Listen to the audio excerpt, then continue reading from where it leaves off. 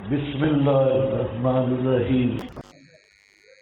دخل معه السجن، اب امتحان فراست کا پرچہ اول، امتحان فراست شروع ہو رہا ہے اور اس کا پہلا پرچہ جہاں دو امتحان ہوں گے، بدخل معه السجن، اور داخل ہوئے حضرت کے ساتھ جیل میں فتیان، دو نوجوان۔ یہ جو جیل میں آئے معہو کا یہ معنی نہیں کہ کٹھے ہے، اسی دوران جیل میں دو نوجوان آئے۔ ان کے بارے میں مشہور یہ ہے، آگے آیات سے بھی ظاہر ہوگا، ایک یہ بادشاہ کا باورچی تھا اور دوسرا ساقی شراب پلانے والا، اور ایک باورچی۔ اب ان پر الزام تھا کہ انہوں نے بادشاہ کے کھانے میں زہر ملایا ہے، اور بادشاہ کو زہر دینے کے الزام میں ان کو گرفتار کیا گیا تھا۔ ان کا کیس عدالت میں چل رہا تھا اور انہیں جیل بھیجا گیا تھا کیس کے فیصلے تک۔ تو ایک باورچی اور دوسرا ساقی، یہ فتیان۔ قال احدہما، بیان خواب، اسی دوران انہوں نے خواب دیکھا۔ قال احدہما، کہا ایک ان کے ایک نے، ان دونوں کے ایک نے، نیچے لکھا ہے وہ ساقی تھا، انی ارانی، بے شک میں دیکھتا ہوں، آسر خمرہ، کہ نچوڑ رہا ہوں، خمرہ شراب کو، یعنی انگور نچوڑ کے شراب بنا رہا ہوں اور بادشاہ کو پلا رہا ہوں۔ وقال الآخر، اور کہا دوسرے نے، یہ صاحب الطعام باورچی تھا، انی ارانی، بے شک میں دیکھتا ہوں خواب میں، احمل فوق راسی خبزہ، اٹھاتا ہوں اپنے سر پر روٹیاں، تأکل الطیر منہ، کھاتے ہیں پرندے ان روٹیوں سے، نبئنا، خبر دے ہمیں، بے تعبیل ہی، اس خواب کی تعبیر کی، انا نراکا، بے شک ہم دیکھتے ہیں آپ کو، من المحسنین، احسان کرنے والوں سے، من المحسنین، احسان کرنے والوں سے۔ محسن کا جہاں معنی ہے بلا معاوضہ کے امداد کرنے والے۔ اس سے پتہ چلتا ہے کہ حضرت یوسف علیہ السلام جیل میں حسن سلوک کی وجہ سے معروف تھے۔ ہر قیدی کے ساتھ حسن سلوک اور اچھا اخلاق، تیمارداری، بیماروں کا خیال رکھنا، اور اس طرح ان کی پوری تربیت کر رہے تھے کہ یہ دونوں کہہ رہے ہیں نراک من المحسنین، دیکھتے ہیں ہم تجھے احسان کرنے والوں سے۔ اور دوسرا محسنین بتعبیر الرؤیا، بتعبیر الرؤیا، یہ معروف ہوگا، اور بھی جیل والوں کو خواب آتے ہوں گے، جیل میں یہ بات معروف ہوگی تو کہتے ہیں کہ ہم آپ کو تعبیر رؤیا، اچھا بیان کرنے والا دیکھتے ہیں۔ مصری مشرک معاشرہ میں اور شرکیہ تعظیم میں جتنے وہ پنڈت تھے اور بڑے بڑے ان کے مجابر، وہ سارے کے سارے اپنے آپ کو مذہبی رہنما، لیڈر کہلواتے، اور خوابوں کی تعبیر کے بھی بڑے مدعی تھے کہ ہم وہ مندریاں ڈالتے، پرچیاں شرطیاں، لکڑی سے لکیریں نکالتے، اور خوابوں کی تعبیر پر وہ اپنے آپ کو بڑا ماہر سمجھتے تھے۔ تو اس لیے انہوں نے حضرت یوسف کو جب دیکھا اور یوسف سے تعارف ہوا تو جیل والے تھے تو یہ دربار سے، اپنا شاہی دربار کے لوگ، اور بادشاہ کا ساقی باورچی سے ظاہر بات ہے وہ وہاں رہتا ہے جہاں بادشاہ رہتا ہے، تو یہ قرب شاہی کے لوگ تھے۔ تو انہوں نے پہچان لیا حضرت یوسف بڑے نیک آدمی ہیں اور خواب کی تعبیریں بھی اچھی جانتے ہیں، اور اہل سجن کے ساتھ بھی احسان کرتے ہیں۔ قال لا یأتیکما طعام، فرمایا نہیں آئے گا تم دونوں کے پاس کھانا جو دیے جاتے ہو تم، اللہ مگر بتا چکا ہوں گا تم دونوں کو اس کی تعبیر قبل ان یاتیکما، پہلے اس سے کہ آئے وہ کھانا تمہارے پاس، ذالکما مما علمنی ربی، یہ تعبیر والا علم یہ اس سے ہے کہ تعلیم کیا مجھے میرے رب نے، انی اس لیے کہ ترکت ملت قوم لا یؤمنون۔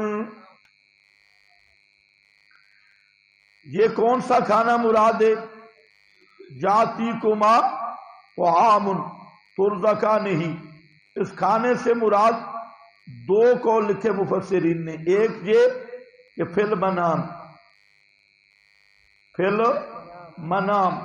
لیکن صحیح قول یہ ہے کہ ترزقان ہی سے مراد جیل میں کھانے کا جو ٹائم مقرر تھا، جیل میں کھانے کا ایک خاص ٹائم ہوتا ہے کہ فلاں ٹائم پر قیدیوں کا کھانا آتا ہے، تو طعام سے مراد روٹین کا کھانا ہے جو جیل والوں کو ایک خاص ٹائم پر ملا کرتا ہے، ترزقان ہی۔ تو فرمایا کہ نہیں آئے گا تمہارے پاس روزانہ کا کھانا، جو کھانا دیے جاتے ہو اس سے پہلے میں آپ کو بتاؤں گا تعبیر، لیکن چند باتیں میری سن لو۔ یہ ان کو تسلی دی ہے، معلوم ہوتا ہے کہ کھانے کا وقت قریب تھا، کھانا آنے والا تھا اور وہ وقت معہود تھا، حضرت نے فرمایا اس روٹی آنے سے پہلے پہلے بتاؤں گا۔ تو اس میں ایک فائدہ تو یہ تھا کہ آپ نے جلد بازی نہیں کی اور فوراً نہیں بتایا، اور اس وقفہ سے فائدہ اٹھایا اپنا مسئلہ بیان کرنے کا، ہے کہ یہ نئے نئے آئے ذرا انہیں بھی میں مسئلہ توحید سمجھا دوں۔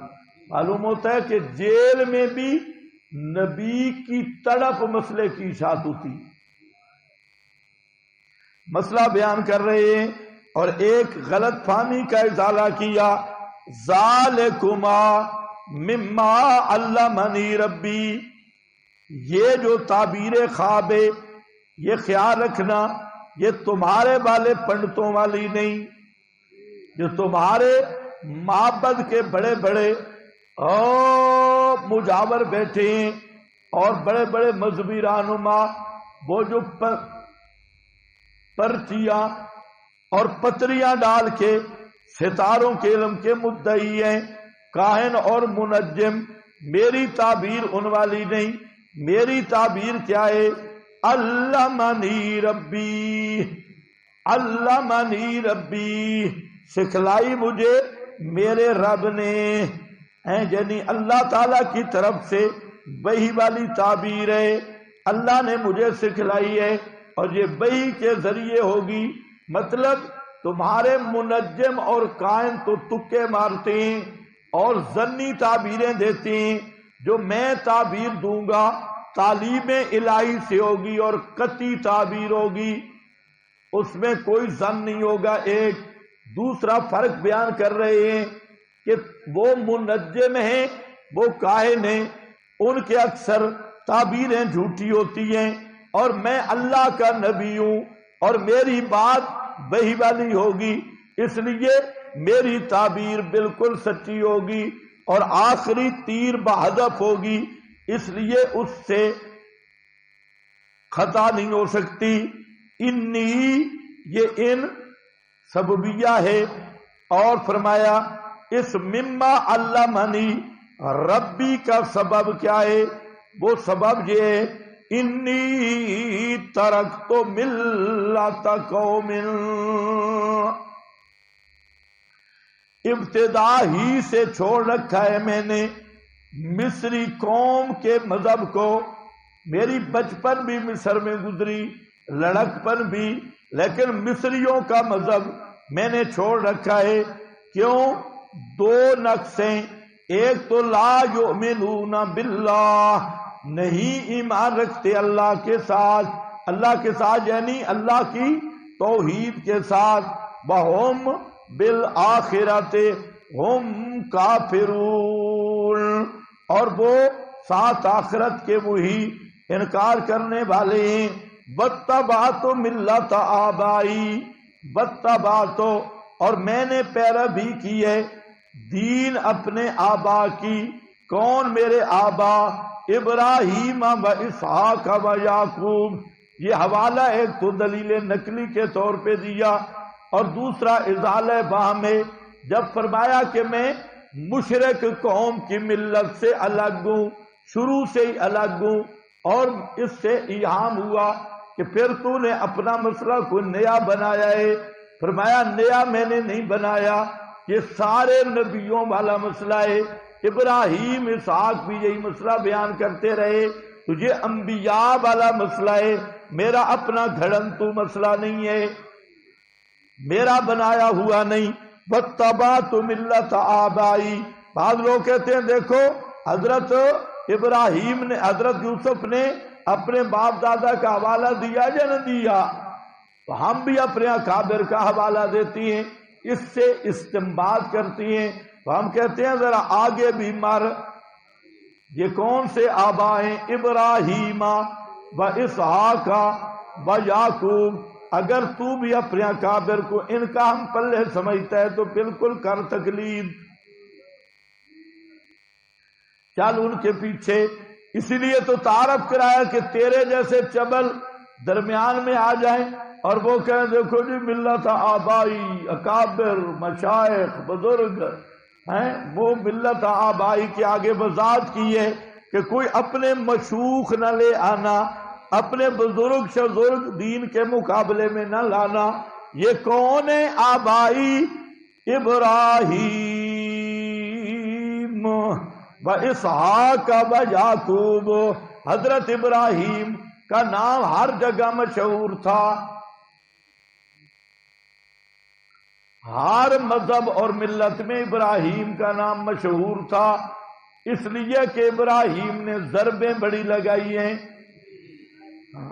اللہ کی شان ہے، اللہ اسی آدمی کا نام باقی رکھتے ہیں جو توحید پہ کسی سے لڑتا ہے. اور حضرت ابراہیم تو توحید کی وجہ سے سب سے لڑے، باپ سے بھی لڑے، برادری سے بھی لڑے، بادشاہ سے بھی لڑے، اور سب سے الگ ہو گئے.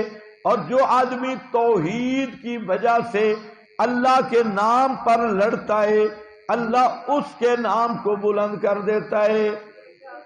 اس لیے حضرت ابراہیم کا نام ہر مذہب اور ہر ملت میں موجود ہے کہ حضرت ابراہیم. اور دوسرا ابراہیمی توحید، اس کی بنیاد بھی بڑی عجیب ہے. وہ شروع ہوتی ہے ما لا یسمع ولا یبصر ولا یغنی عنک شیئا. یہ ابراہیمی توحید ہے. تو حضرت ابراہیم کو مصری بھی جانتے تھے، اس لیے انہوں نے کہا واتبعت ملت آبائی ابراہیم و اسحاق و یعقوب ما کان لنا. ان آیات کی تفسیر تو ہو چکی ہے، مسئلہ الہ میں بھی اور بھی. چلو ترجمہ کر لو. ما کان لنا، نہیں ہمارے لائق. یہ خلاصہ مذہب ہے، ہمارے لائق نہیں یا ممکن نہیں یہ کہ شریک کریں ہم ساتھ اللہ کے. من شیئن، من شیئن یا من صنم یا من حجرن. یہ شیئن نکرائے، پھر سیاق نفی میں ہے، مادہ عام ہے، اور یہ شیئن شامل ہے قبر کو بھی، حجر کو بھی، زندہ کو بھی، مردہ کو بھی، نبی کو بھی، ولی کو بھی. اور لعن شرکا، اور شرک بھی عام ہے. شرک فی ذات بھی، شرک فی صفات بھی، شرک فی دعا بھی، شرک فی العبادت بھی، شرک فی الحکم بھی، شرک فی السماع بھی، شرک فی البصر بھی. تو مطلب کیا ہے؟ ان نشرک باللہ من شیئن. خلاصہ مذہب یہ ہے کہ نہیں ہمارے لائق کہ ہم شرک کریں، شریک کریں ساتھ اللہ کے کسی چیز کو کسی طرح شریک کریں. ذالکا من فضل اللہ، ذالکا یہ عقیدہ توحیدیہ، ذالکا کا مشار الیہ عقیدہ توحیدیہ، من فضل اللہ یہ اللہ کے فضل سے علینا ہم پر اور ان پر لوگوں کے، ولکن اکثر الناس لیکن اکثر لوگ لا یشکرون شکر نہیں کرتے، یعنی لا یوحدون ادرو المانی اللہ کی توحید کو نہیں مانتے. یہ تمہید تھی، تمہید میں چند امور ذکر کیے.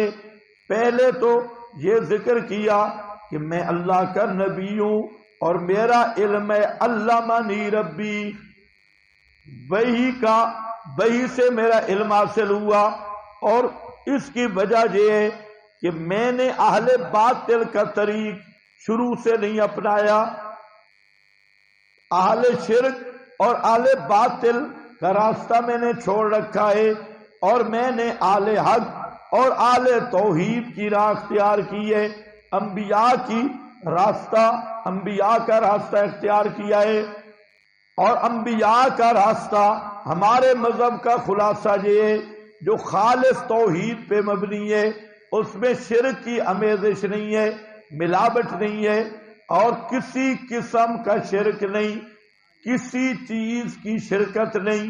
ذالکا یہی توحید خالص، یہ اللہ کا فضل ہے ہم پر اور اوپر لوگوں کے، لیکن اکثر لوگ شکر نہیں کرتے. فضیلت توحید بیان کی، اور اب خطاب شروع کرتے ہیں. تدریجاً تقریر آگے جائے گی.